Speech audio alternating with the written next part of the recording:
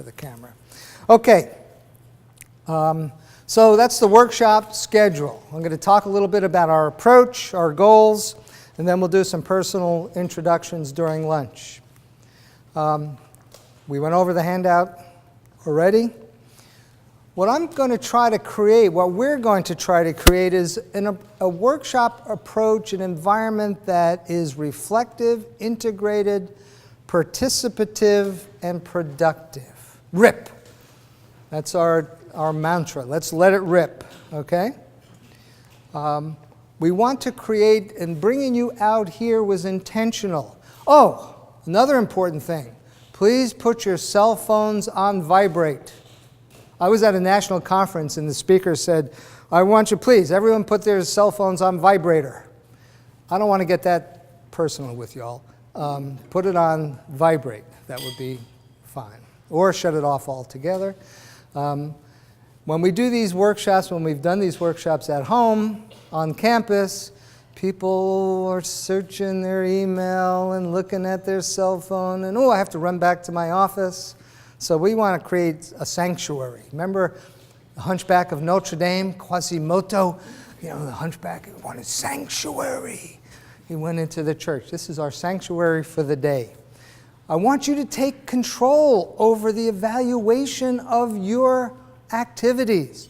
Here's something very important. You might want to write this down.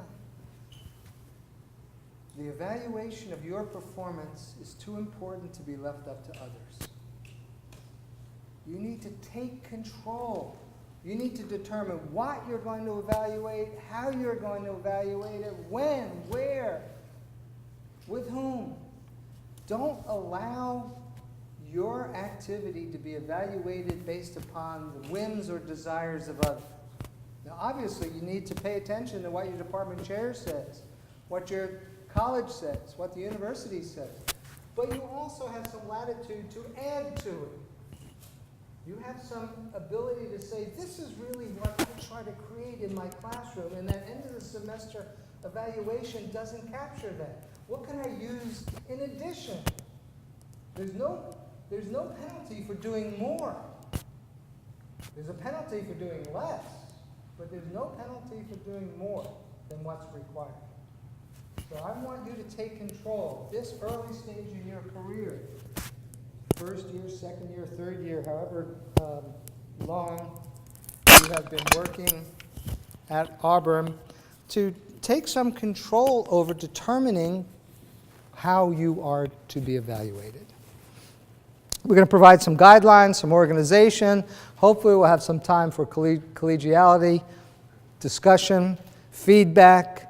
Want to engage you. We will be talking a lot at you, but we hopefully will also create some opportunities for you to do some working together.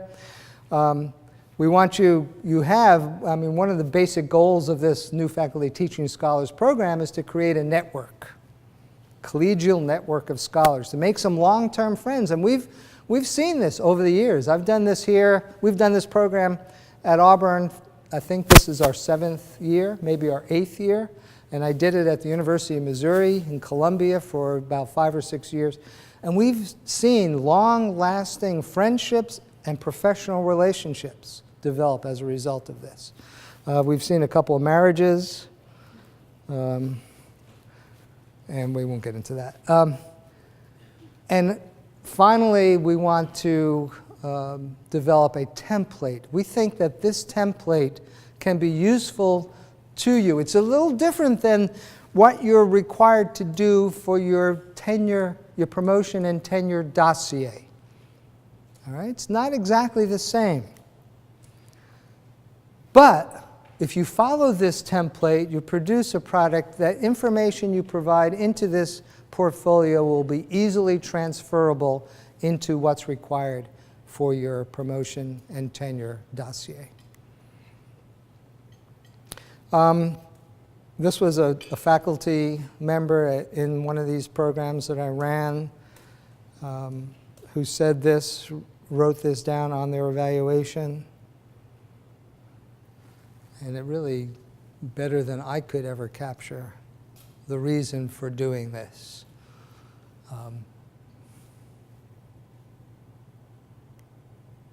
So, some general writing when we get to the writing parts of this, when you're writing your teaching philosophy or your research philosophy or your outreach philosophy. Don't worry about getting it right. Do it.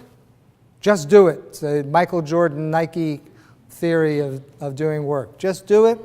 Collaborate, share, be inclusive. If you don't know where something goes, if you think it might go somewhere else, put it in somewhere. You could move it. All right? Don't worry about being not having this information. If you have a computer, save early and save often. The order is not important. Edit and revise. All right, so what is an academic portfolio? And I think there's probably some information in that portfolio book, written words that go along with this. An academic portfolio is a description of what you do, why you do it, how you do it, to whom you do it to, where and when you do it, and what impact your actions have on you, your students, your department, your college, your university, society, and the entire galactic solar system. All right, so it's a full breadth description, not just what you do, but why you do it. Not just why you do it, how you do it, when you do it, where you do it, to whom you do it to, and ultimately, what is the evidence you have that doing it is producing some positive results, or some results, positive or negative. And we want you to think beyond yourself. I think one thing that is often missing in portfolios and in promotion and tenure dossiers is the impact you have on your department. We tend to think locally. We don't tend to think what role I play. If I teach the basic introductory course in my department, well, you know what? I can make a case that my department's survival is dependent upon what I do in that introductory course. Because if I stink, if I'm terrible, if I'm biased, if I'm unfair, then maybe those students are going to change majors. They're going to go somewhere else. So you need to be able to think in those terms also. What is the impact I have? What role do I play in my department's survival and success? Everybody stand up for a second. Okay. The mind, another basic law of learning, and I learned this from Bill, the mind can absorb what the rear end can endure. All right. There's a mind-body duality or connection here. Have a seat.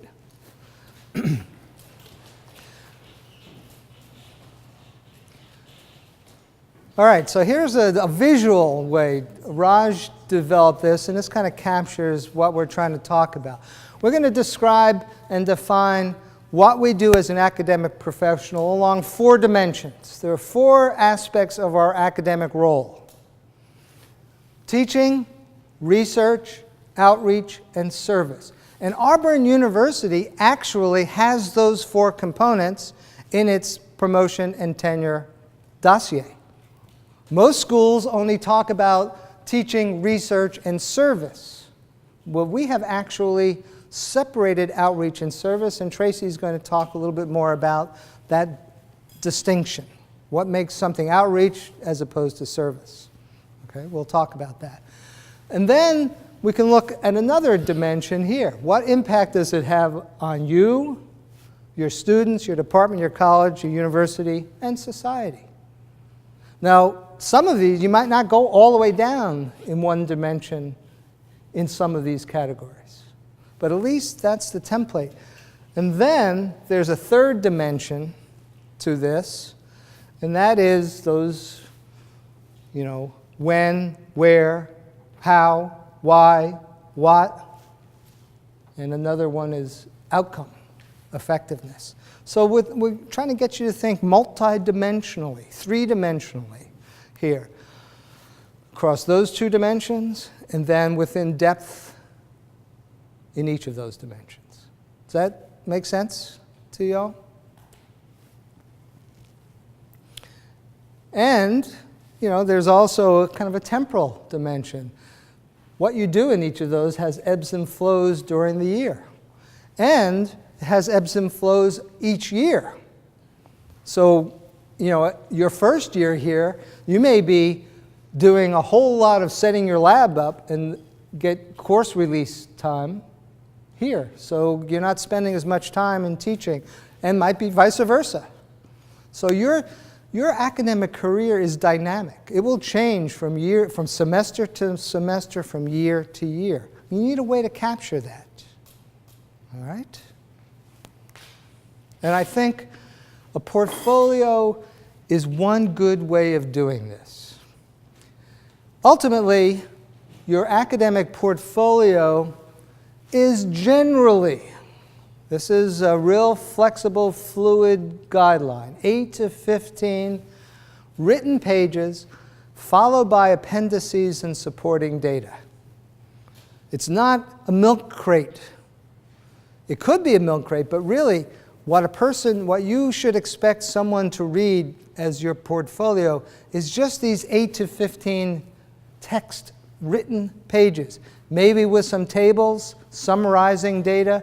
So you have 3 years of end of the semester student evaluations. You don't put them in the portfolio, but maybe you make a table summarizing those. And then you say, see Appendix B. And you have all of the data, the supporting data, in your appendices to support what you've written in your portfolio.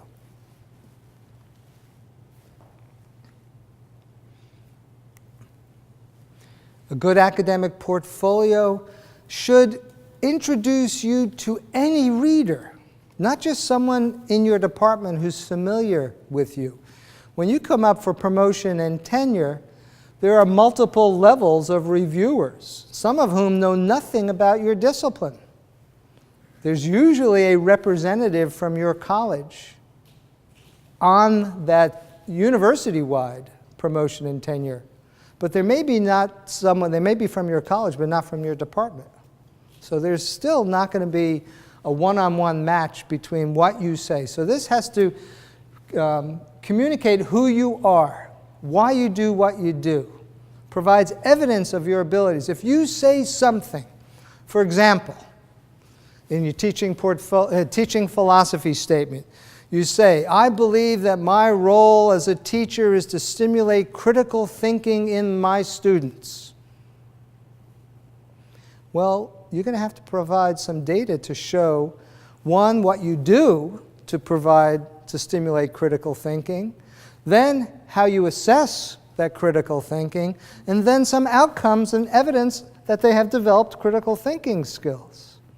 That's the slam against a philosophy statement or a portfolio is people say these big flowery things. They puff themselves up, but there's no evidence to support it. And I don't want you to fall into that trap. So if you say you believe something, or if you think this is how students learn, or if this is an outcome, you've got to show some evidence that is there. That's the hard part. It also provides, here's where I am. I facetiously tell first-year faculty members, I would love for you to get terrible teaching evaluations your first semester. Of course, I don't want you to get terrible teaching, but if you get terrible teaching evaluations, just think of all the delta you can demonstrate, the change, the growth over time. And you know what? That makes more, I believe, and maybe Bill has had more experience with this, that shows more to a committee, that you were here and you've done something and now you're here. Instead of, okay, you're here and you really haven't really progressed or developed. Raj? But what if you suffer a nervous breakdown and never make it to the second Then academe wasn't good for you. You should have been that fireman that you wanted. And how are you going to get better? What are your plans for the future? So this portfolio is a developmental document. Here's where I am. Here's how I'm getting better. Here's where I want to be. And here's evidence along each of those stages.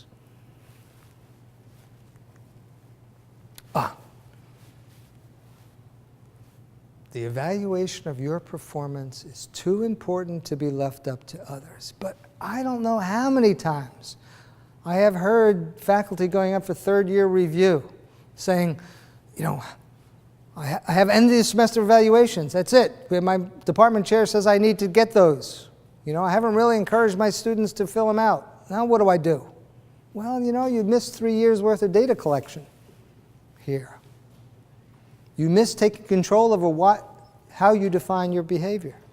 Don't fall into that trap. So, again, we talk about 4 components, but I have added a 5th component. Now, if I were a king of the university, or provost, same thing, I would tell all my department chairs, all my deans, to say, I would like you to have every department chair meet with every faculty member at the beginning of the year and lay out a developmental plan for the year. And have them design graphically and functionally what they're going to accomplish this year. How much of their time they're going to spend in outreach? How much are they going to spend in research? How much of their time are they going to spend in teaching and service? And I want you to build in and give them time and support and energy to get better in each of those 4 things. And that's the missing piece. We expect you to do those 4 things, but we don't give you any time to enhance your skills or to get better in doing those. And I think that should be part of your normal, not a 5th of what you do, but some portion of your time should be devoted to getting better. I did some research on the private sector, industry, AT&T, IBM. You know, they spend between 6 and 8% of their corporate budget on staff development. It's an expectation that people go through training, they go through getting better. A university spends less than 1% of its budget to support getting better. The Biggio Center is one resource that Auburn University has. But you know what? None of the Biggio Center money comes from university operating budget. All of this comes from an endowed fund, an endowed gift. An enlightened alum gave the university $10 million and said, set up a center to support faculty. And the university said, sure. We'll take that, this $10 million. We don't have to spend of our own money. But at least they did it and they didn't drain it off into something else. So what I'd like you to do right now, here's another way, a prettier graphic way. These really should intersect. There should be an intersection of all of those ovals.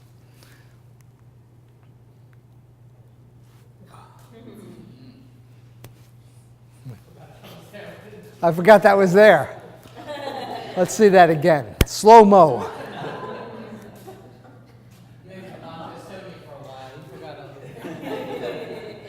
Wow, that's impressive. There's another way of looking at it. If you don't like circles or ovals and you like rectangles. Another thing to think about, you have a life, right? I see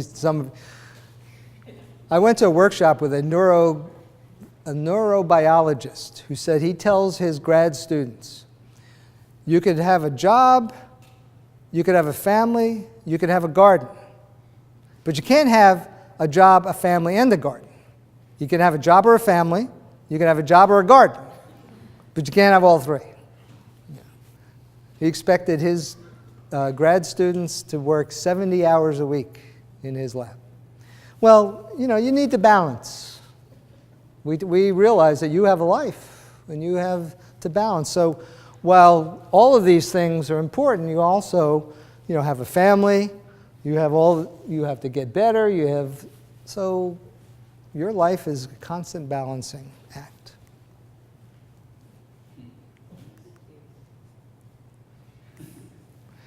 Okay, turn to page 7 in your workbook.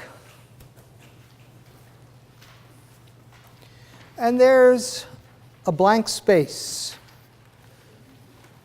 I would like you to reflect on the past year. And I would like you to go back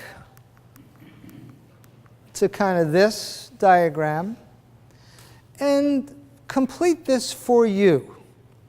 The shape of each of those, the size of those would be relative to how much time and energy and effort you put in or were expected to put in. So if you were predominantly doing research, that oval is going to be bigger. If you did very little service, whatever you think service and outreach is right now. I can give you a quick definition. Outreach is the application of your disciplinary expertise to external publics. Service is being a good academic citizen, serving on committees, professional committees. But outreach is you're doing something because I'm a psychologist. I got asked to consult on the Community Rape Crisis Center. That would be outreach. Whereas if I served on the Auburn University Tree Committee, there's nothing to do with my expertise as a psychologist. Right? And then if you want, after you filled in, maybe fill in some details. What did you do? How many classes did you teach? What kind of research did you do? How many publications did you have? Just kind of fill in the ovals with some information. We'll give you about 10 minutes.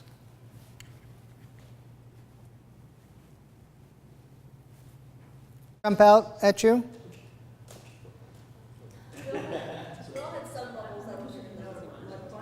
I'm sorry, say it again?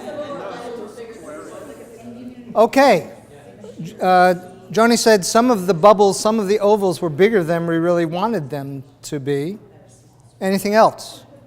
I think some of us are set up for different looks. Like, for example, I'm set up as an 80% teaching look, and that's part of my main purpose, but other people's are set up more as research, and so it just depends on what your job description is. Okay, that's a very important principle. We're all different. There is no such thing as an average, normal teaching load, teaching or academic responsibility. Every one of these ovals, I didn't see one that was exactly alike. Every one is different. Different sizes, different shapes, some disturbingly so.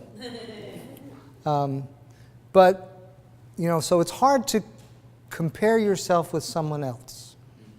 All right? It's hard to think, you have to think of yourself as unique. Even amongst colleagues in your same department, you're probably going to have different kinds of responsibilities. Why would they hire 3 people and tell them to do the same thing?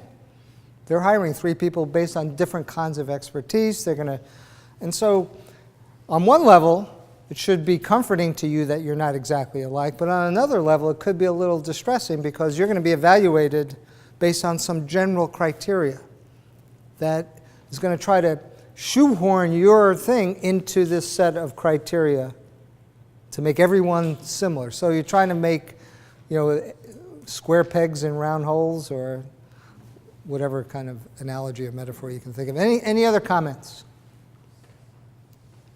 on this? So the first part of this activity is I want you to focus on what you do. All right? Focus on what you do and capture all of that. Don't lose it. If you're doing something over here that you don't quite know what it is, don't ignore it. Find a place for it. Okay? Define everything. Capture everything. You're spending 60, 70, 20, 30, 40 hours a week doing your job. Get credit for all of that. Don't waste it. Okay? Any other comments? All right, let's move on. We'll give you a chance to reflect on this. To pages 8 and 9. I'd like you to spend some time now thinking about your portfolio. The first thing, a portfolio, and it's kind of a guiding thing. I'd like to get people to develop a table of contents, just as an organizational structure.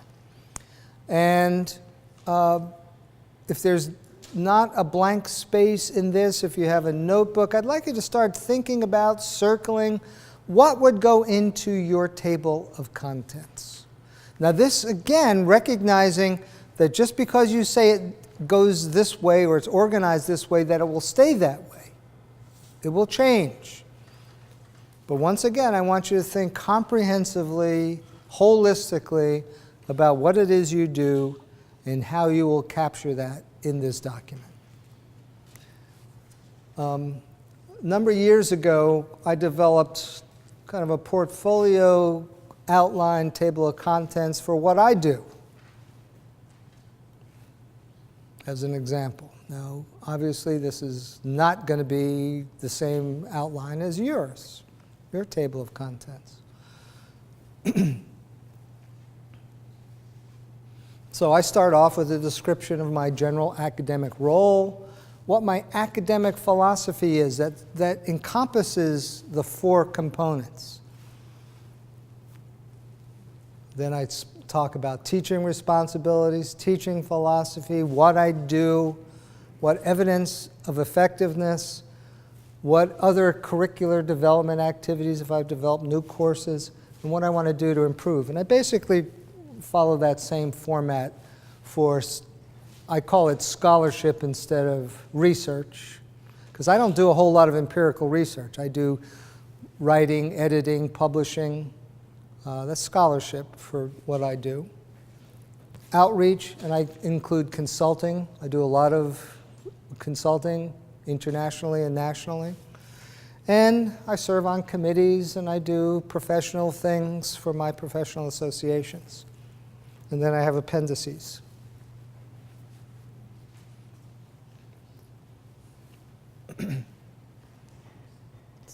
So spend some time, look at what do you want in your portfolio? Did you have a question? Yeah. Is it appropriate somewhere in there to include a copy of your Vita? I think a copy of your Vita would go into your appendices, and it would be mentioned in your academic role. So I would reference it early on, and I would put it in the appendix. Amanda? So for the overall academic role, would it be okay to include a copy of the job posting, or is that not relevant? I think if you want to refer to it, here's how I was hired, here's the conditions under which I was hired, see Appendix 1A. Yeah. I would rather be inclusive than exclusive. If you think it might be worthwhile, put it there. You could always take it out. But it's hard to find something 2 or 3 years later. Jay? Can you talk a little bit on No. Yes. teaching philosophy? Bill is going to talk about teaching philosophy next. Good question. Yes. This is sort of a tangential question, but I'm just curious who the audience is that we should be thinking about for this. Because I can see this, if I were to write this for myself, it would be very different than if I were to write it for my department. Who would you recommend? Great question. I think you need to write this. There are actually multiple versions of your portfolio for different audiences. The one that you write for yourself is going to be much more reflective, developmental. You might put a lot more of the warts and negative stuff in there that you might not want to put in to one that goes to your department chair, or that goes for an award, or that goes for that next job interview at Yale that you're going for. Okay, so there can be multiple versions for multiple audiences. But as you get started, just kind of write one, then you can tailor it. Yes, Lori? When they send your documents to an outside evaluator to get letters, they send like this kind of portfolio, or what does Auburn send? No, they will send what's called your dossier, your promotion and tenure dossier, which is an outline format that contains just a listing of your stuff. It'll have your teaching philosophy. There's a part for your teaching philosophy, but it really doesn't have your outreach philosophy or your research philosophy. Why do you? None of It's evidentiary, not reflective, not developmental. This is a much more, this is what separates this. This is for your professional development. Once you do this, this could, it's 8 to 15 pages, but you'll have 20, 30, 50 pages of appendices.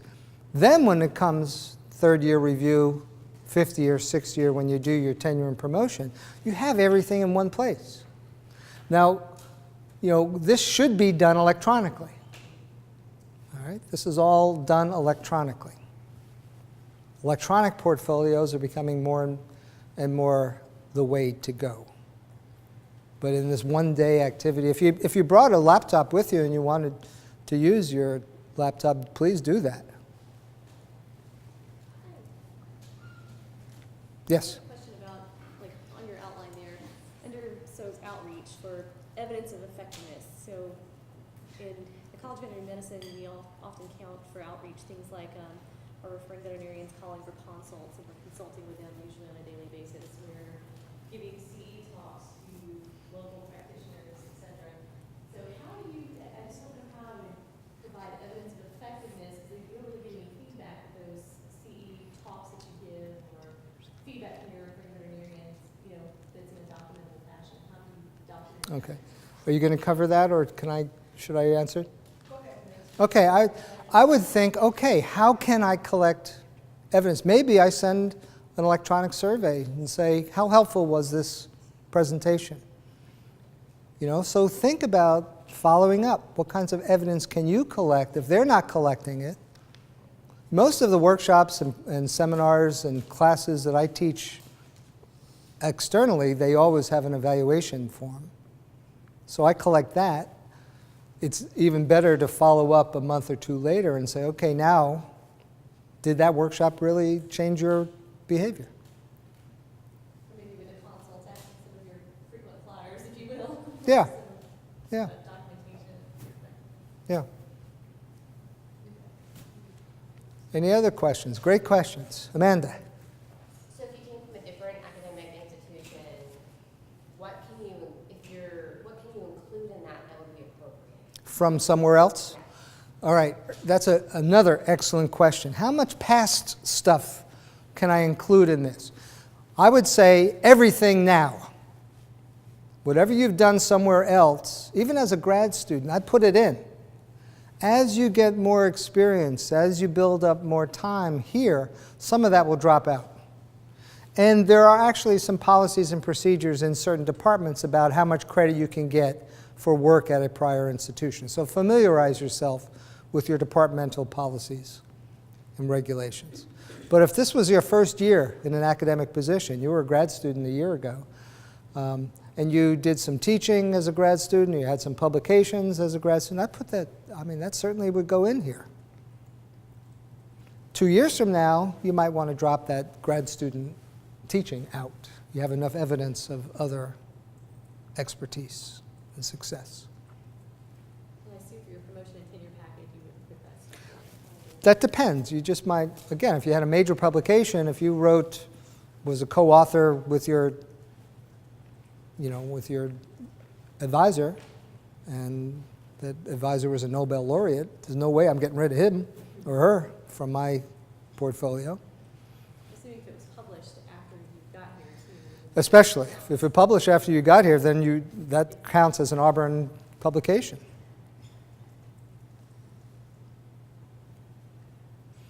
All right? Any other questions? You kind of have a sense of what you might want to put in to your portfolio? Do you need more time working on a table of contents?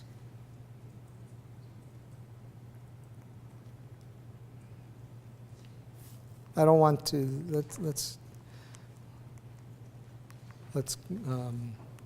take that away. I don't want you to copy me. How many of you are very familiar with promotion and tenure process and procedures at Auburn? You really feel like you have a good handle on it? Okay, some of you. Majority of us really don't pay attention until it's closer to reality.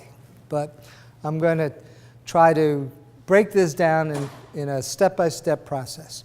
The first step in the process is you should have an annual review.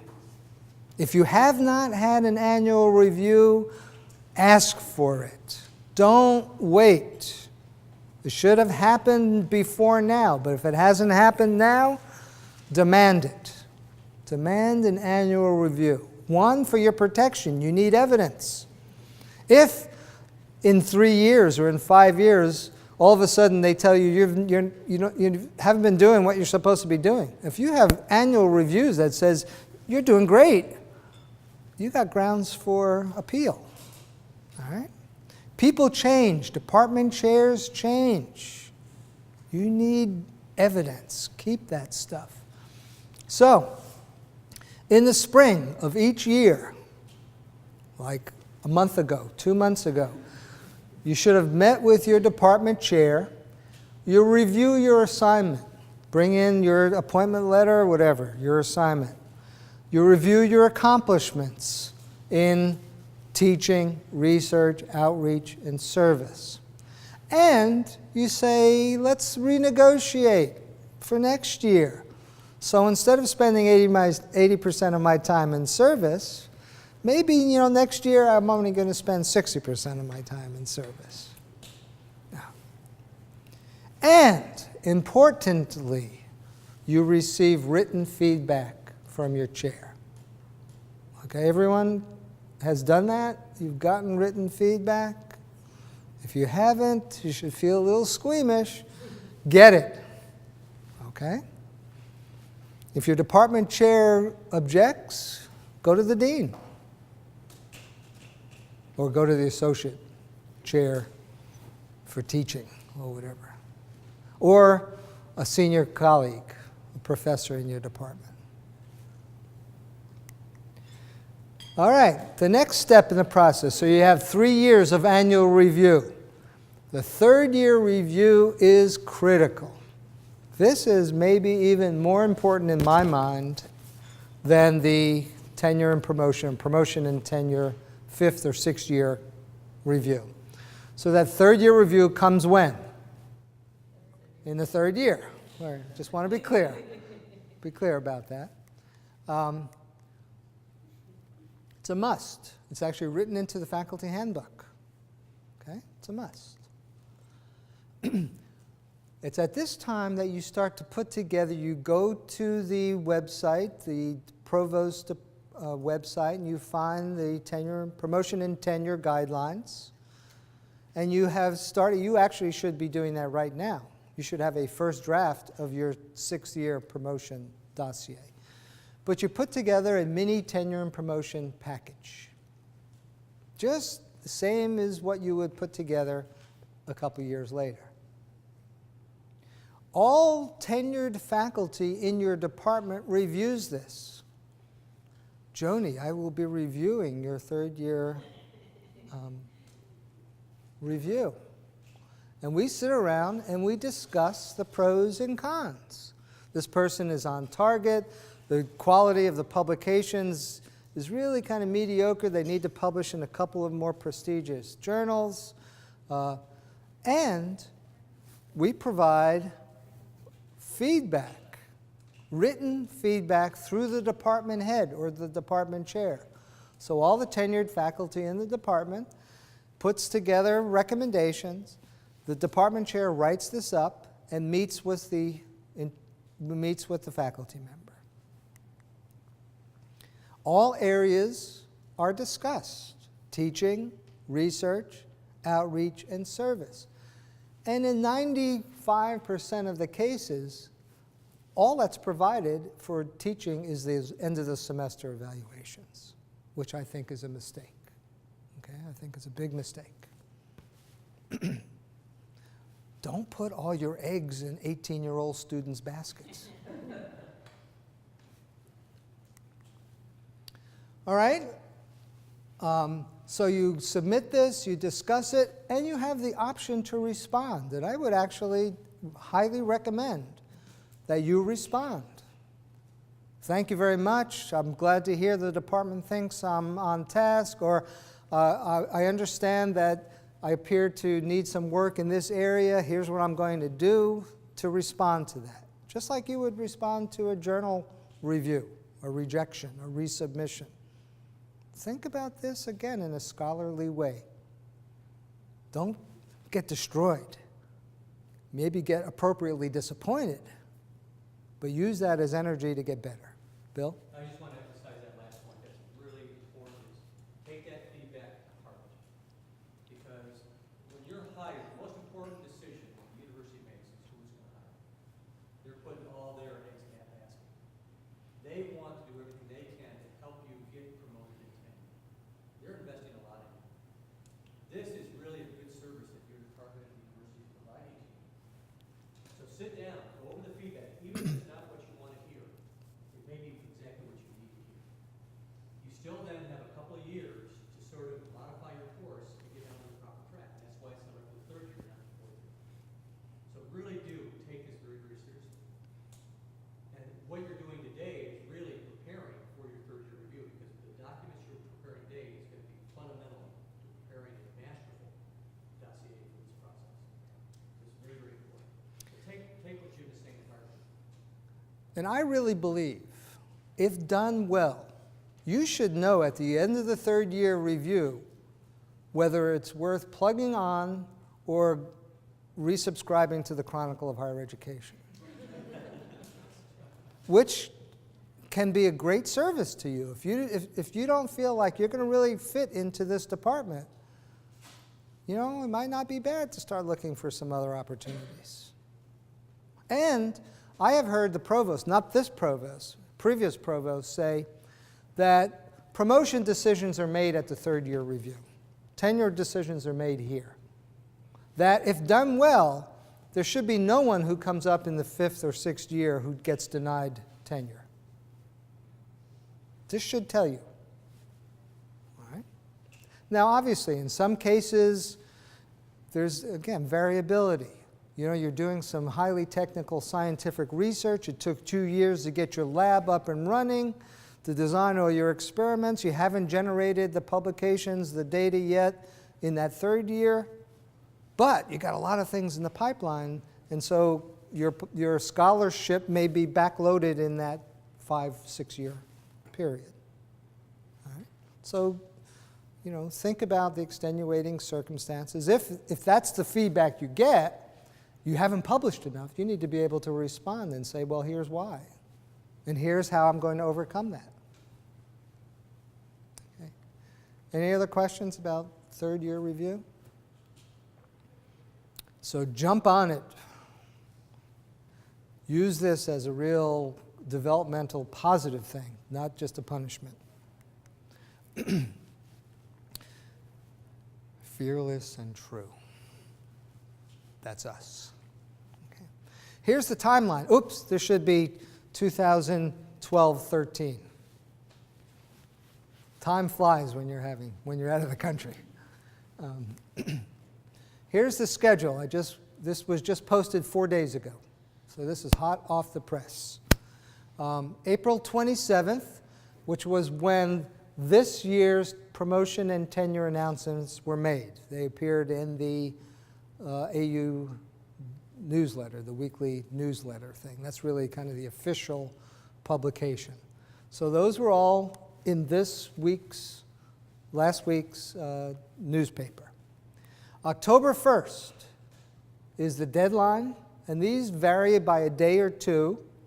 In 2010 and 11, it was September 30th. So it's right around the end of September, beginning of October, that the dossiers are due to your department, and no further material can be added. Once that is submitted, I'm having an interesting experience because I've been here, this is my 9th year, and I have a tenured appointment in an academic department, but it really means nothing because I get paid through an administrative salary. But after being over in Europe and understanding how prestigious and important the word professor means, I'm going to put myself up for nomination from associate to full professor. So I've actually been looking at the promotion and tenure and working on it, and doing all this stuff. So these dates mean something to me in reality. November 1st, the department recommendations and dossiers are due to the dean's office. So between October 1st and November 1st, the department meets. And if you're going out for associate professor, then everyone associate professor and higher reviews your material. If you're going up for full professor, only full professors in your department review your material. And if you're going to get recommending letters from other people, I would strongly recommend you don't ever get a letter in support of you from anyone at a lower rank than what you're aspiring to. So if you're going up for full professor, you really don't want an associate professor or an assistant professor to be one of your reviewers. And if you're going up for associate professor, you really don't want assistant professors to be one of your reviewers. December 3rd, so October, November, just a month. Another month, recommendations of the dean and the dossiers are due to the office of the provost. Now there's some variability here. Some colleges don't have a college-wide promotion and tenure committee. Some of the smaller colleges don't do that. It goes right from the department to the provost. So know what your procedures are in your department. Finally, all deliberations are completed. The people are contacted, notified individually, yay or nay. You have an opportunity to appeal, and then the final decision is made in May, and the announcement is made at that time also. So that's just the general formula. The dates vary from year to year, but that's the general time frame. All right, so going back to, you've had annual reviews, you've had a third-year review, you've had a fourth-year review. Auburn is a little unique. The only university I've ever worked at that encourages faculty to put themselves up for promotion and tenure after the 5th year, or actually during the 5th year. And if you get denied, you can go do it again the next time, in the 6th year. That's unheard of in any university I've ever worked at. It's one and done. You put yourself up, whenever you put yourself up for promotion and tenure, if you're denied, you have a year to find another job. Here, we give you a second chance. So it's actually a pretty person-friendly environment. You have to decide whether you want, there's really no disadvantage of going up in the 5th year. According to this, you get an extra get out of jail free pass and do it again the next year. So take advantage of that opportunity while it's still here. Your P&T package. So here's some of the things that would go in, and it's maybe a little different than what goes in your portfolio. A description of all your courses. How many students are in those classes? What level of students are in those classes? As descriptive as possible. Your teaching philosophy statement and a self-evaluation. If you reflect back, what are your strengths? What are your weaknesses? Take some control over helping the reader understand who you are.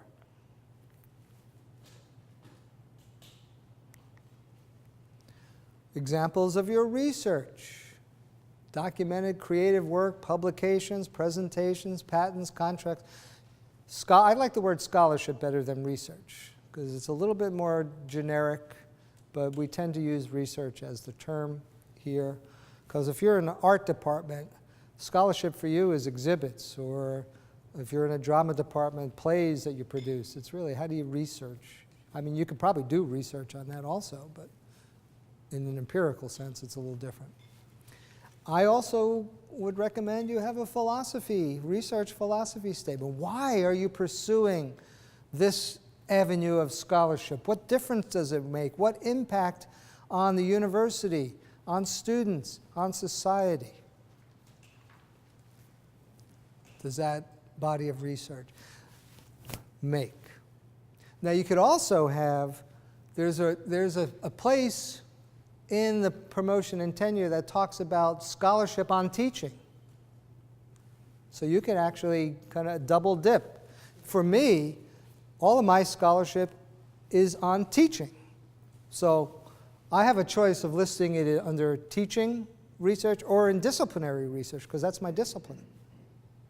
But if you're a physicist or a veterinary medicine professional, and you do some research on the teaching of veterinary medicine, then you could have that research up here and not here in your discipline. Outreach. I would separate, again, outreach and service. I draw a distinction between the two. Knowledge transfer. There's a good word. Your knowledge transfer from the university to the community or to outside agencies. That's a good definition of outreach. Letters of recommendation. You'll be asked to get 2 or 3 recommenders, and you will be asked to supply the names of, 5 or 6 external reviewers that the department will select from. They won't pick all of them. They may even get a couple of their own. But you have the opportunity to say, okay, Nancy Chisholm from Indiana University would be a good person to send my credentials to, and she would give you an objective review from the profession. Okay, so those are 2 different groups of people. And that the outside reviewers probably should not be someone you've done research with or taught with. They have to be somewhat objective. They have to know who you are, but, Joni? They can be both internal and external. The letters of recommendation can be, I'm gonna get ask Bill Buskis. Okay. To be one of my references, recommenders. But there are a couple of other people out external that I'm going to ask. Correct. Who knows your work well. And then you have outside evaluators who may know your work, but they don't know you personally.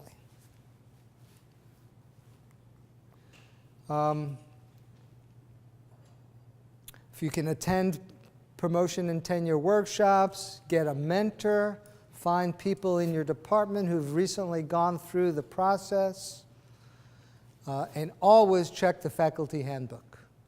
Rules change slowly in a university, but they do change. Okay. Save everything. Bill mentioned this. If you get email message from a student saying, Dr. Jones, that was the best class I've ever had. You are the best instructor in the department. Dr. Smith is terrible. No, you black that part out. You draft your package. You edit it. You have someone review it. Important step. Someone you trust. Someone who's not going to just say, this is great, but someone who's going to say, Bob, you really need to add some stuff here. You edit it again, and you submit. And then you relax. It's out of your hands. You don't obsess about it. You go on vacation. You go somewhere really exotic like Lochapoca for the weekend. It's out of your hands. And hopefully you don't have separate sleeping arrangements. Yeah. Then your department gets together, it reviews your package and votes. With a majority, all it takes is a majority in your department to move it to the next step. Now you want unanimous, But for various reasons, you may not get unanimous either way. Some legitimate concerns, some not so legitimate concerns. It's been my experience in 9 years here and 8 years at the University of Missouri, people care. They do this diligently. They do it professionally. They know what's at stake. They went through it, and they take it seriously. How open is that vote? Does the applicant know who's voting which way? No, it's a secret ballot within the department. So you get, excuse me? You'll hear how it went, right, but it was 5-3. Correct. You'll get the number. You won't find out that I voted against you. Okay. Yeah. So you'll get the number. And people, it depends on the college, but individuals have the right to write a letter to the department chair and say, here's some things I'd like you to say in your write-up. Okay? So it's pretty, it's open, the discussion is open, the vote is closed. In my department, we have 2 votes. And this is the first place I've ever worked that does this also. I don't know if it's true in other departments. We vote for tenure, and then we have a separate vote for promotion. So you can actually get tenured and not promoted. I don't think you can get promoted and not tenured, but maybe you can. I think you can in the 5th year. The 6th year you can't. Every other place I've worked, they're one and the same. You get promoted, you're automatically tenured. Excuse me? Why would that be decoupled? What would- I don't know what the philosophy for that, what the history of that is. Yeah, I think it's slowly changing though, because the primary criterion for tenure is collegiality, but nobody really knows what that is. Whether it's being pals with everybody in the department, whether you really sort of contributing to the good. And so I know in my department we've had lots of discussions about just dropping collegiality completely from the discussion, going just simply for promotion and tenure. Do I share my toys and play nice with my colleagues? Iman? Yes, you mentioned, you said here the only junior in faculty are the one who evaluated his portfolio, right? So, is there any kind of a rubric they are giving to evaluate based on that, or just individual? I have never seen a rubric in these processes. It would be probably a good idea, but It would never happen. it will never happen because people don't want to be tied down that strictly into criteria evaluation. Yeah, that's what I was saying. Just related to David's question, one thing might be, you might have somebody coming in at an associate professor level, but without tenure, and so that they would actually just be going out for tenure and not for promotion at a particular time. Iman? Okay, sorry, but, do they write a report justifying why they're rejecting? Usually it's a yay or nay.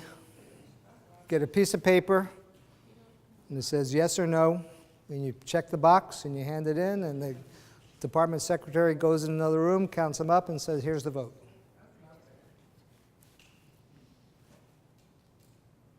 So the dean writes up the recommendations, writes up the evaluation, meets with the individual. I think theoretically should meet with the individual, let them know what the committee, the department decided, and if it's yes, it goes up. If it's no, you have the right to appeal, which I would recommend you do. You know, there's no punishment for appealing and losing if you think you have just grounds to appeal. Yes? You mentioned that personally, I can approach the dean or the department head and ask him to write something in the recommendation. So what was that? Because I'm putting everything in the package.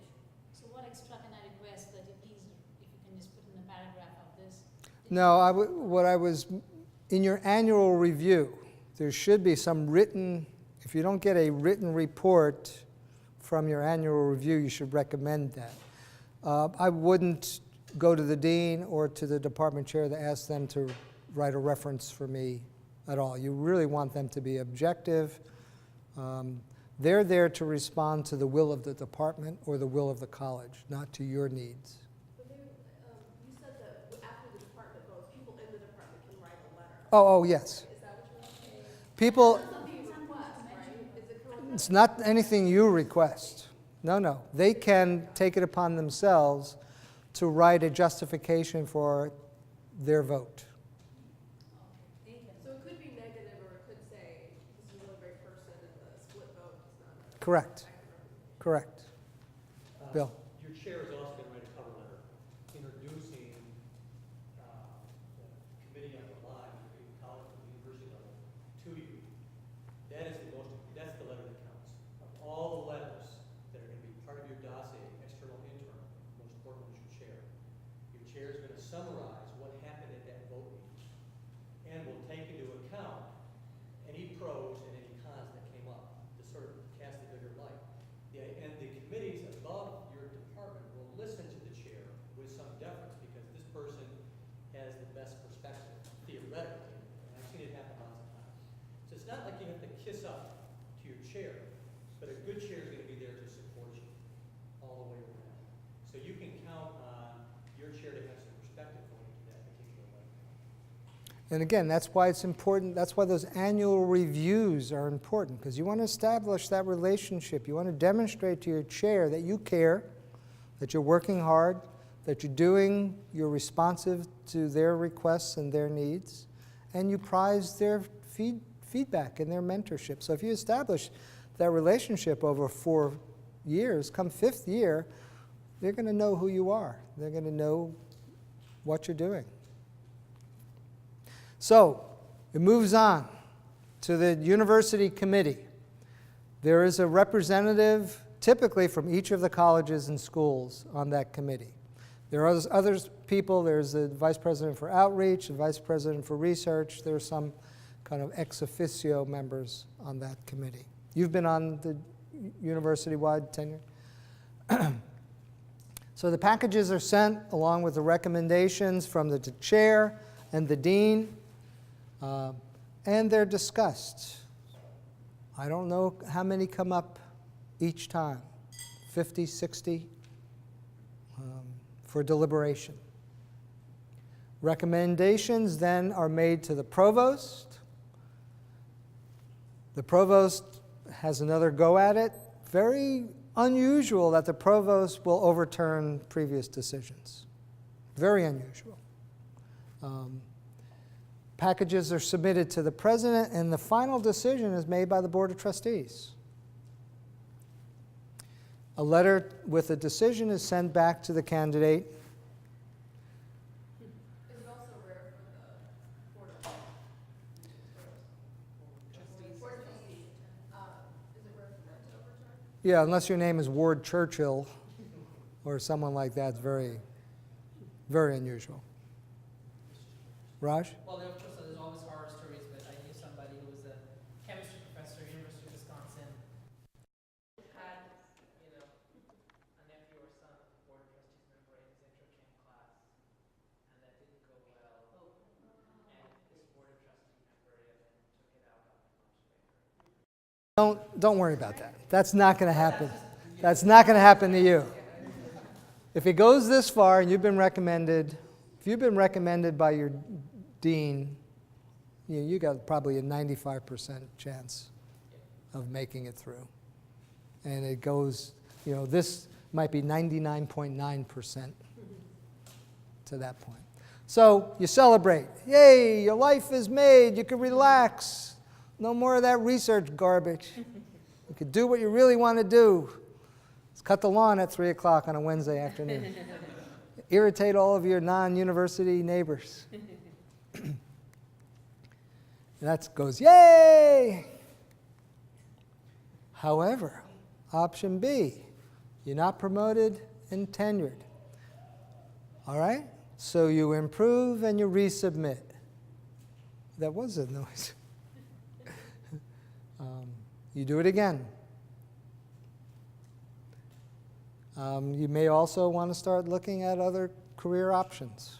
How often does that work out? Because if you didn't have what it took at year 5, I mean, unless something really good comes through in the next year, you're not going to get a No. I would say it's probably the, I don't know. I don't have any data. That's a very good question. It happens. I mean, you can get, I know a number of colleagues in our department who did not get promoted and tenured the 5th year, but did the 6th year. Or it's just like a bad dossier too. For multiple and sundry reasons. Imad, So what you couldn't do in the 5 years that you will do that in the 6 maybe you had a couple of more research, got a grant that you didn't get before. You bring in $3 million from NSF. So things happen, things might have been in a pipeline. You can do a lot in a year, Jay. Is there any number, like what's the acceptance rate? I don't have any data, I can't share with you what the success numbers are, but I would venture to say that somewhere between 80 and 90% of people who come up for tenure get tenured. I have no hard data to support that. That's just my kind of intuitive feel. I would agree with Jim. I think that's about right. I think the weeding out part is right, because the writing's on the wall, and if you get a sort of bad vibe from your colleagues, then that's a great time to start looking for a job right there, not in the There are 4,000 institutions of higher education in the United States. Auburn is not the only place to work. There are some people who just don't fit at a place like Auburn. And there are lots of other wonderful institutions and opportunities to work at that you may be more fulfilled to work at. So this is not the end of one's life. I know a number of very successful, competent professors who were rejected for tenure at one institution and worked at another institution. That's not going to happen to you all, but. And usually, they give you a year, so you're not immediately terminated. And I think this is pretty, I have just some inspirational quotes to not end on a negative note. And I'm done. This is my favorite. This internationally known educational philosopher here.